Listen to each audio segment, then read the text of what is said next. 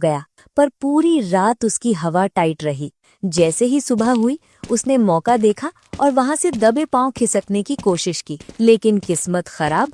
अभी वो भागने ही वाला था कि धप, वो मायावी डायन एकदम उसके सामने आकर खड़ी हो गई। अरे क्या हुआ बिरजू? अपनी इस नई नवेली दुल्हन को छोड़कर कहाँ भागे जा रहे हो? भूल गए क्या? हमारी तो शादी हो चुकी है।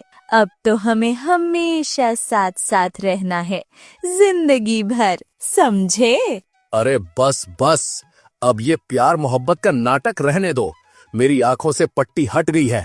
मुझे पता चल गया है कि तुम कोई परी नहीं बल्कि जंगल की डायन हो। तुमने ही मुझ पर काला जादू चलाया और मेरे जिगरी यार राघव को मुझसे दूर कर दिया। मैं तो तुम्हें हीरोइन समझ रहा था, तुम तो पक्की विलन निकली। नहीं बिरजू, तुम मुझे गलत समझ रहे हो। ये जंगल शापित है, यहाँ बुरी शक्तियाँ रूप बदलती रहती है। प्लीज मेरा यकीन करो, मुझे यहाँ अकेले छोड़कर मत जाओ। यहाँ तुम्हारे सिवा मेरा है ही कौन?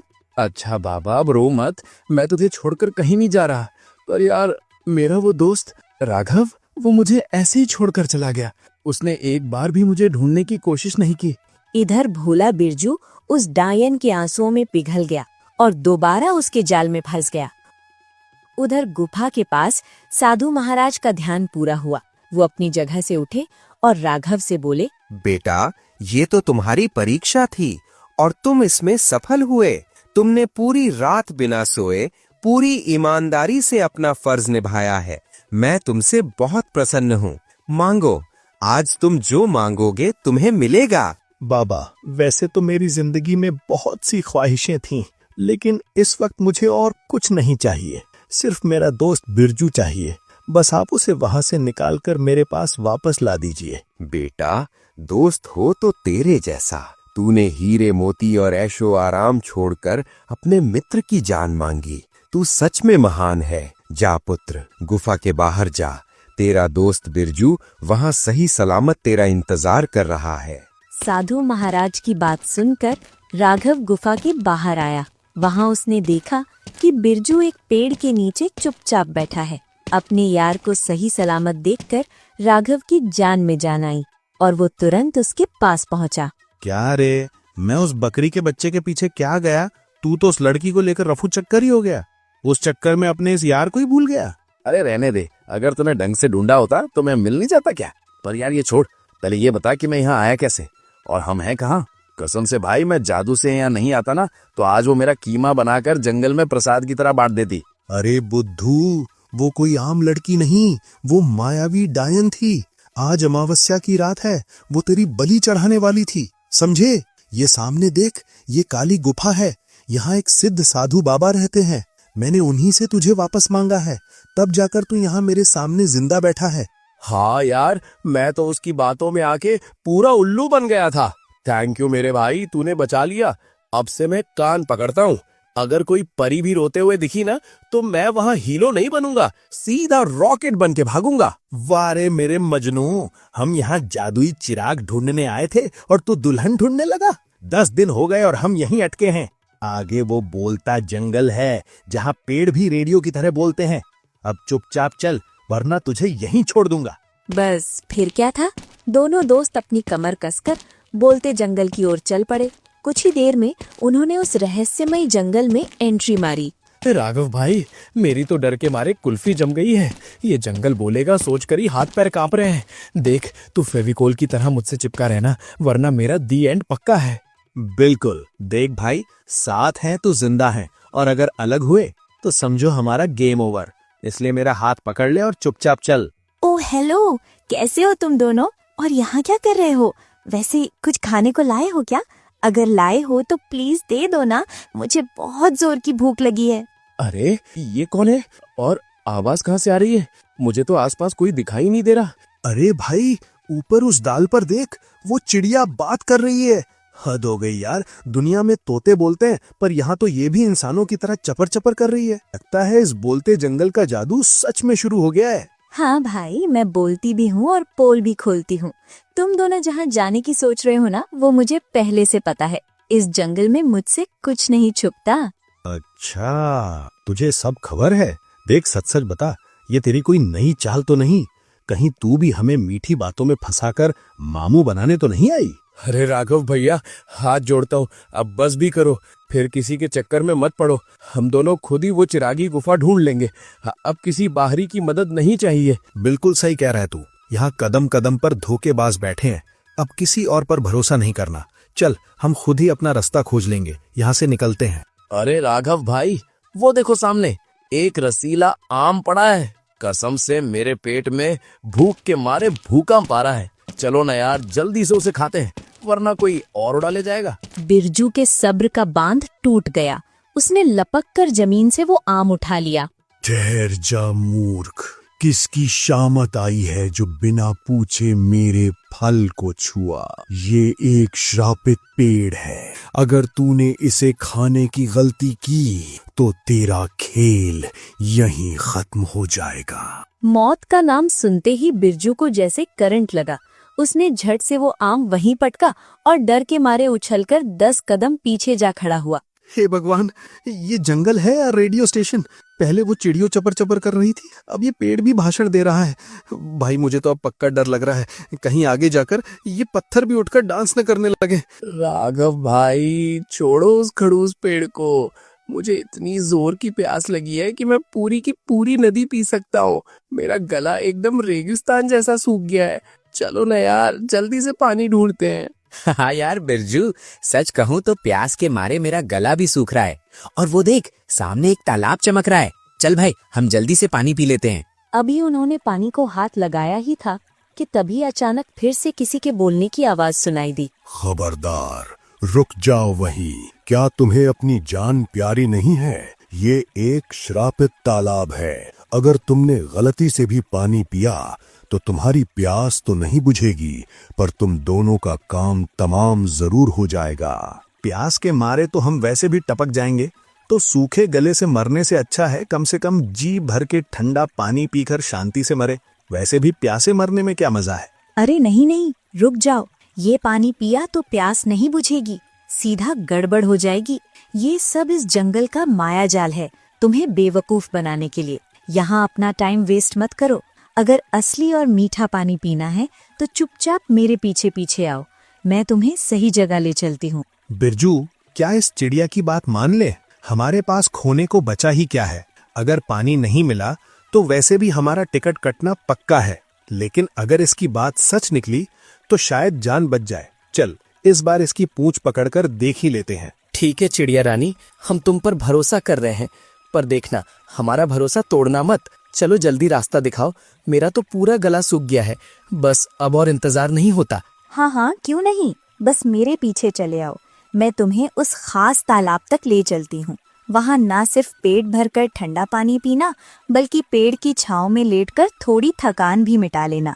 चलो चलते हैं। चिड़िया उन्हें एक साफ पानी वाले तालाब के पास ले आई। बिरजू और राघव ने पेट भरकर ठंडा ठंडा पानी पिया। पानी पीकर उन्हें बहुत मजा आया। फिर दोनों ने थोड़ी देर वहीं आराम किया और फिर चिड़िया से बोले, प्यारी चिड़िया, तुम सच में बहुत अच्छी हो। क्या तुम हमारे साथ हमारे घर चलोगी? हम वहाँ खूब सारी बातें करेंगे, गाना गाएंगे और मिलकर खेलेंगे। बड़ा मजा आएगा। क्या बताऊं भाई, ये मायावी जंगल में ऐसी फंस गई हूँ ना, मैं भी इस जंगल से आजाद होना चाहती हूँ। छोड़ो मेरी कहानी। अरे चिड़िया रानी, तुम तो बहुत ही नेक दिल हो। इस जंगल में अकेले क्यों रहती हो? हमारे साथ हमारे गांव चलो ना, हम सब दोस्त बनकर रहेंगे, खूब मजे करेंगे और तुम्हें नई नई कहानियां भी सुनाएंगे। वहाँ तुम्हें बहुत अच्छा लगेगा। तुम दोनों का मन बहुत साफ है। तुम्हारी बातें सुनकर मुझे बहुत अच्छा लगा। चलो, अब मैं अपना वादा पूरा करती हूँ और तुम्हें उस चिरागी गुफा तक ले चलती हूँ। लो दोस्तों, वो देखो सामने, वही है वो चिरागी गुफा। लेकिन अंदर जाने से पहले मेरी एक बात अच्छे से सुन लो। इस गुफा के अंदर लालच का जाल बिछा हुआ है। वहाँ तुम्हें ढेर सारा सोना, चांदी और बहुत सारा टेस्टी खाना दिखेगा, पर गलती से भी उन्हें हाथ मत लगाना। वो सब आंखों का धोखा है। जो भी वहाँ लालच करता है वो गुफा उसे खा जाती है। मेरा साथ यहीं तक था, अब आगे तुम्हें खुद संभल कर जाना होगा। अरे चिड़िया रानी, ऐसे छोड़कर मत जाओ। तुम्हारे साथ बातों बातों में सफर कब खत्म हो गया पता ही नहीं चला। प्लीज तुम भी हमारे साथ अंदर चलो ना। माफ करना दोस्तों, मैं अंदर नहीं जा सकती। ये जंगल शापित है। तुम्हें एक राज की बात बताऊं? मैं, वो बोलने वाला पेड़ और वो तालाब, हम सब पहले तुम्हारी तरह इंसान ही थे। हम भी लालच के चक्कर में पड़ गए थे और सजा के तौर पर जानवर बन गए। अब हम हमेशा के लिए इसी जंगल में कैद होकर रह गए हैं। है क्या सच में? मतलब तुम भी पहले हमारी तरह हाथ पैर वाली इंसान थी और अब हमेशा के लिए इस जंगल की जेल में बंद हो गई हो। ये तो बहुत ही दुख की बात है। हाँ, मेरा असली नाम कमला है। पिछले 50 सालों से मैं इस जंगल में फंसी हुई हूँ। पता नहीं मैं कभी दोबारा इंसान बन भी पाऊंगी या नहीं। खैर, तुम लोग मेरी चिंता में अपना समय खराब मत करो। तुम्हारे पास अभी मौका है। जाओ और अपनी मंजिल हासिल करो। कमला, तुम बिल्कुल चिंता मत करो। मैं वादा करता हूँ, मैं इस जंगल का जादू तोड़कर तुम्हें और बाकी सबको यहाँ से आजाद करवाऊंगा। हम अपना काम तो करेंगे ही, पर तुम्हें यहाँ इस हाल में छोड़कर नहीं जाएंगे। कमला को वादा करके दोनों दोस्त गुफा की तरफ निकल पड़े। ओ तेरी, राघव भाई, वो देखो, वहां तो सोने के सिक्कों का पहाड़ लगा है। बाप रे, इतना चमचमाता सोना! अगर ये हमें मिल गया तो हम अमीर नहीं, सीधे राजा बन जाएंगे। चलो चलो, जल्दी उठा लेते हैं। अरे ओ शाहजहां की औलाद, तेरा दिमाग खराब हो गया है क्या? ये कोई सोना बोना नहीं है, ये हमें फंसाने का जाल है। भूल गए उस चिड़िया ने क्या समझाया था? अगर लालच किया तो हम भी जानवर बन जाएंगे। खबरदार जो एक कदम भी आगे बढ़ाया तो। शुक्र है भाई तुमने मुझे रोक लिया। मेरी तो बुद्धि घास चरने चली गई थी। मैं तो अभी उस सोने के चक्कर में फंसकर यही मुर्गा बन जाता। चलो चलो, यहाँ से जल्दी निकलो, इससे पहले कि मेरा मन फिर से डगमगाए। सोने के लालच से बचते बचाते आखिरकार दोनों दोस्त उस चिरागी गुफा के विशाल दरवाजे के ठीक सामने पहुंच ही गए। तभी अचानक वहां एक चमक हुई और एक बहुत ही सुंदर परी जैसी लड़की उनके सामने आ खड़ी हुई। ओए होए राघव भाई, मुझे चिकोटी काटो, मैं सपना तो नहीं देख रहा। ये तो पक्का आसमान से टपकी हुई कोई परी है।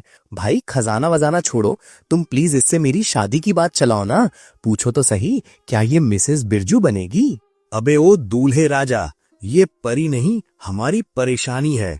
अभी सोने के चक्कर में जान बची थी, अब क्या शादी करके मेंढक बनना है? चुपचाप खड़ा रहे। मेरे प्यारे बिरजू, मैं तो कब से तुम्हारा ही इंतजार कर रही थी। मैं तुमसे शादी जरूर करूंगी। अरे इस राघव की बातों में मत आओ, ये तो तुम्हारी किस्मत से जलता है। इसे यहीं छोड़ो और मेरा हाथ थाम लो। मेरी जादुई दुनिया में तुम्हें राजा बनाकर रखूंगी। ओए हेलो, जबान संभाल के। मेरा यार राघव हीरा है, हीरा। वो मुझसे जलता नहीं, मुझे बचाता है। हम दोनों को अलग करने का ये प्लान अपने पास ही रख। अरे भोले बिरजू, तू इसे दोस्त समझता है? ये राघव तो तुझे उस काले जंगल में मरने के लिए छोड़ने वाला था। वो तो एक साधु बाबा ने तुझे बचाकर मेरे पास भेज दिया, क्योंकि मैं यहाँ कब से सिर्फ तेरे लिए खड़ी हूँ। बस बस, बहुत हो गया तेरा ड्रामा। एक बार मैं हुस्न परी के चक्कर में पड़ चुका हूँ, अब दोबारा उल्लू नहीं बनूंगा। कान खोलकर सुन ले, मुझे तेरा ये जादुई चिराग नहीं चाहिए। मेरा यार राघव ही मेरा असली खजाना है। मुझे मेरी दोस्ती प्यारी है, तेरी ये नकली दुनिया नहीं। चल भाग यहाँ से। मान गई तुम्हारी दोस्ती को। सच में तुम दोनों को कोई भी ताकत अलग नहीं कर सकती। मैं अपनी हार मानती हूँ। जाओ, दरवाजा खुल गया है। वो जादुई चिराग अब तुम्हारा ही है। बिरजू भाई, वो देखो, हमारी मेहनत सफल हो गई। वो रहा जादुई चिराग। जाओ जल्दी से उसे उठाओ और रगड़ कर देखो कि क्या होता है। नहीं राघव भाई, इस पर मेरा कोई हक नहीं है। ये चिराग तो तुम्हारा है। अगर तुमने उस पिशाच से मेरी जान ना बचाई होती तो आज मैं यहाँ खड़ा भी नहीं होता।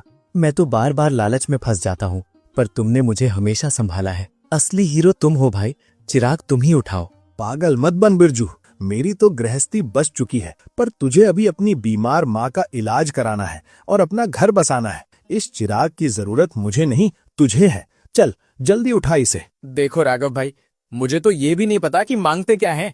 कहीं मैंने गलती से ढेर सारे समोसे मांग लिए तो माँ का इलाज कौन कराएगा? इसीलिए तुझे मेरी और होने वाली बीवी की कसम, अब तू ही इस लोटे को रगड़ और जो मांगना है मांग ले।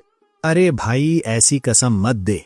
ठीक है, मैं ही रगड़ता हूँ, पर जो मांगूंगा हम दोनों के लिए होगा। मेरे पास एक खतरनाक जुगाड़ है, तू बस खड़ा होकर तमाशा देख। आ गया तुम्हारा दादा बाहर। अंदर तो दम घुट रहा था, शुक्र है तुमने बाहर निकाला। ये डोले शोले देख रहे हो? एक मुक्का मारूं तो गूगल का मैप बदल दूं, और फूंक मारूं तो पूरा मोहल्ला हवा में। मैं हूं विश का बाप और मुसीबत का सगा भाई। आज किस्मत अच्छी है तुम्हारी, मांगो जो मांगना है, पर याद रखना, लालच किया तो वरदान भी श्राप बन जाएगा। और तुम दोनों मेरे नाश्ते का कबाब। बोलो क्या हुक्म है मेरे आका? अरे राघव भाई, देखते क्या हो? इसके डोले शोले देख के मेरी तो हवा टाइट हो रही है। इससे पहले कि इसका दिमाग घूम जाए और ये हमें अपना नाश्ता बना ले, तू जल्दी से अपनी पहली विश मांग ले भाई। सही पकड़े हो, पर याद रहे मेरे पास सिर्फ 3 विश हैं। चौथी बार मांगा तो सीधा मुक्का मिलेगा। बोलो आका, पहली विश क्या है? सुनो जिन्न, मेरी पहली विश ये है कि जो मुझे मिले वही मेरे यार को भी मिले। खुशियां, दौलत, सुख, चैन सब 50-50 बराबर। जो मेरा वो इसका।